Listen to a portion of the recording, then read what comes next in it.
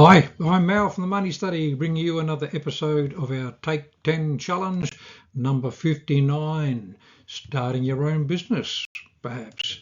Okay, there's my disclaimer, facts and figures, information only, not advice in today's session. Starting your own business. Look, I do get, it's quite fascinating that the number of people who are going into retirement from working for a boss for many, many years have decided that when they retire, they're going to get to open up a small business. And I'm thinking, you're going to go from working from someone to retire and start your own business? Starting your own business can indeed be a lot of hard work. So it's got to be a passion. It's really got to be something at that stage of life would have to be a passion. For younger people, look, it could be something that you can really see great potential and you're happy to sort of do the hard yards to build it up and get rid of it and do something you really want to do, and so it goes on. But generally speaking, if you're running a business, you have to be passionate about what you do here. Here I am at 69 years of age, still working away, but dare I say, I do enjoy my own little business. It is very nice not to have a boss, um, but your clients are still the people that you've still got to answer to. So whether it's your customers or your clients, basically, it's not like you can do exactly what you want to do if you want to make money, that's for sure. It's high risk. The number of business failures in the first year is quite extraordinary. Majority of business fail in the first year, and certainly any business that can last more than 5 is actually of a minority there of new small businesses. But of course, like with anything, if it's high risk and it's hard work, then the potential there is for your business to really generate unlimited returns. So you could be starting with something very, very small, and it just builds and builds and builds and builds and builds to this monstrous thing that you can then turn around and sell for millions of dollars. That would be a lovely thing, or you might not want to sell it, and it may be handed down to children or so forth. So it's like anything, it's got pros and cons. But I do find that the issue that plagues small businesses especially is cash flow. And this is what can destroy your business. It's the cost of setting them up. It's that cost of getting perhaps the stock, and if you're going to, especially doing it as sort of retail business, but even if you're doing some sort of business that just needs to have some equipment, you spend all this money up front, and we need to have enough money to have paid for all that without having to worry about is our first client, where's the money coming from to pay for all these expenses. So if we've had to borrow money to build our business, then we obviously need cash flow to be able to pay that debt back as quick as we possibly can. And of course, if we then start taking shortcuts to ensure we get some money in the door and perhaps lowering our standards or whatever the case may be, none of this is a good idea. None of it is conducive for building a business over time. So keeping our debt to a minimum is ideally the best thing, so that if we can, not have too much debt, so our overheads when we first start aren't too high, that's going to give us at least one less hurdle that we have to jump over. Banks aren't keen to lend money for small businesses. They sort of say, here we are for the small business, blah, blah, blah. They don't mind businesses once they're up and running, then they love them, and once they're generating good income, they'll sort of fall all over you to try and look after your business. But when you're basically starting out, got no runs on the board, then they're not just going to lend you money because you've got a good business idea. Then effectively you're going to need something if you need to borrow money, and generally that something for your equity would be your own home. So you are putting up your house as a collateral to borrow the money to build this business. If the business fails and you lose the money, then of course you could indeed then, lose your house. So banks, as I say, are not certainly going to fall over themselves to help you out in a brand new small business unless you've got some form of equity, especially if you're looking for a reasonable amount of money to borrow. So ideally, and this is not possible obviously with all businesses, but ideally if we can start very small, start from home, start online, so that we don't have to worry about rent and all those sort of larger expenses. As soon as we've got some sort of a property to worry about that we have to operate out of, then of course, our overheads have just gone up. As soon as we employ staff, obviously, if we have to have more people, this is obviously a huge expense that our cash flow can certainly be a problem if we've got rent and staff from day one. So starting off very, very small, ideally, is a great way to do it. I remember my first office I used to affectionately call it the cupboard. I didn't know whether my little business was going to work, and I just used a serviced office.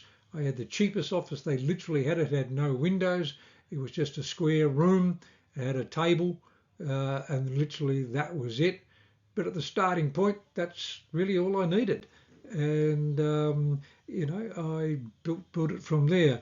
But at least I was able to do it on the cheap to see whether A, it was going to make money, but B, did I really want to do it? Did I really want to put the time and effort into building up a business? Sometimes you've got to work in the business for quite a while before you realise, yep, this is me, or no, it certainly is not. If you're going to buy a business, beware of the old cookbooks, meaning that the books really aren't telling you the story. One of the first businesses I did buy a business. I actually bought a hotel, literally because I was a musician at the time, and I thought, gee, right, owning your own hotel, we could play there and have fun. The way your brain works when you're young, just not really overly smart. But anyway, we bought this hotel, and literally after a month or two, I could see that the numbers just weren't stacking up compared to the numbers they had provided me. I went and saw a friend of mine who did run a hotel and showed him the books that I had, and he just sort of almost laughed in the regard that he said, well, the books, the figures are inaccurate. He said, because your liquor tax, it looks like, quarterly, whereas your turnover is annual. The expenses just aren't matching your turnover. And so the figures were cooked. But I mean, I'd taken it to the bank, I'd taken it to the accountant. They looked at it and they thought, yeah, everything's fine. If you're going to buy a business, go to someone already in the business, pay them, to have a look at it if you possibly can, because they will sort of recognise these anomalies pretty damn quickly. But it really is a case, if they are selling a business, why are they selling it? If it's a good business, why wouldn't they just become a silent partner if they need the time to step away from it and put in a manager? So there's all sorts of reasons why that may be the case, but be very, very careful of buying a business, and trusting its history explicitly without doing a fair bit of homework there. If you're setting up a business, what sort of tax structure? We talked about this when we were talking about running our shares. Well, it's the same thing. Taking on a share portfolio, you're running it like a little business. Well, this is if you're starting your own business. Are you doing it as a sole trader, just in your name? If you've got a partner, you're doing it with your partner, or perhaps you've got a business partner. You're running it as a partnership, or are you going to run it as a company? Now, there's pros and cons of all of that. The same sort of arguments we did when we were talking about the shares. Cheaper to just be a sole trader, but there are tax benefits perhaps in partnerships and or companies, and there is also protection from running companies as well. So, ideally, nothing to say you can't change these things later on, but generally speaking, it's usually ideally, if you think you know where this is all going, talk to your accountant about the best structure to set up perhaps from day one. Is your family protected if things go wrong? Make sure you've got some decent insurances.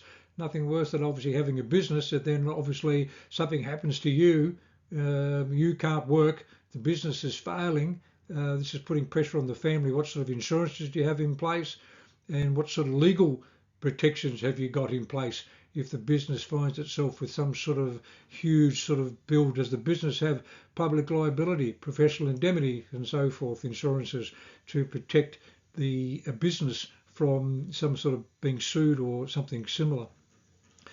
If you're going to run a small business, please don't forget you. Don't forget to pay yourself super. Factor in holidays.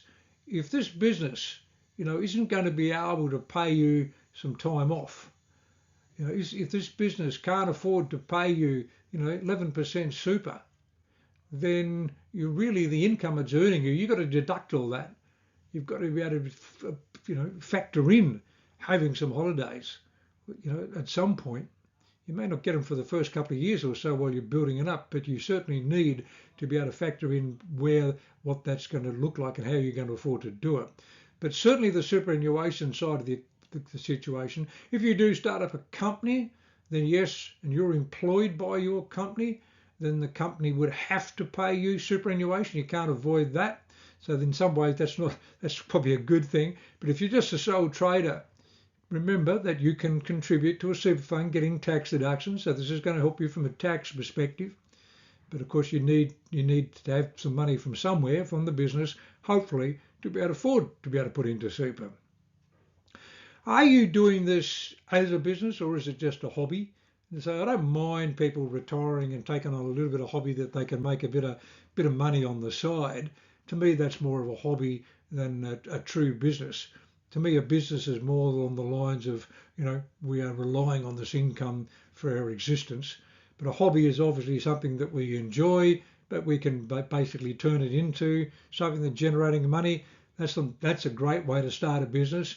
But then do you want your hobby to become a business? Is it going to spoil the fun that you're having with your hobby if all of a sudden you have to generate, X items or whatever your hobby may be? You may be a photographer. I think, okay, that's a nice little hobby I enjoy, but all of a sudden you find yourself every Friday and Saturday, photographing smiling brides and grooms. Is that really what you want to do with your expertise? So, but keep good records. Keep good records. There's nothing worse than the tax man sort of asking you for more money because they don't believe what you've told them. So keep good records. Also, by keeping good records, you can see how you're going, get it analysed. Talk to a good accountant, and he can sort of tell you that, just because you turned over X dollars in the last 3 months, what sort of cash flow have you got? What likely is your cash flow going to be? What's your net profit? We need to know what we're actually making, not what we're turning over. Just because this amount of money came in, if you turned over 200,000 but your expenses are 250, we haven't got a very profitable business, that is for sure.